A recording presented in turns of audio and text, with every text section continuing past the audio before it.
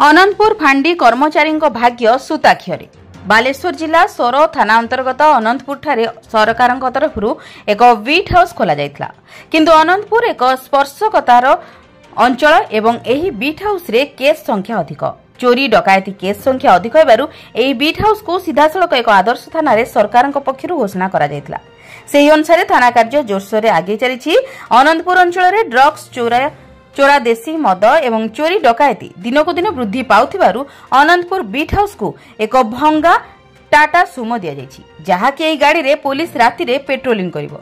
किंतु दुखर विषय सरकार सबु थाना को नुआ स्कॉर्पियो जोगाई देउथबा बेले अनंतपुर को एक भंगा टाटा सुमो जोगाई दे प्रशासन नीरव रे बसी रहिछि। फल किछि दिन तले अनंतपुर बीट हाउस अंचल रे सशस्त्र डकायत होइतिला एवं किछि लोक डकायतଙ୍କ गोली रे आहत होई वर्तमान सुधा डाक्तरखाना रे चिकित्सित हेउछन्ति।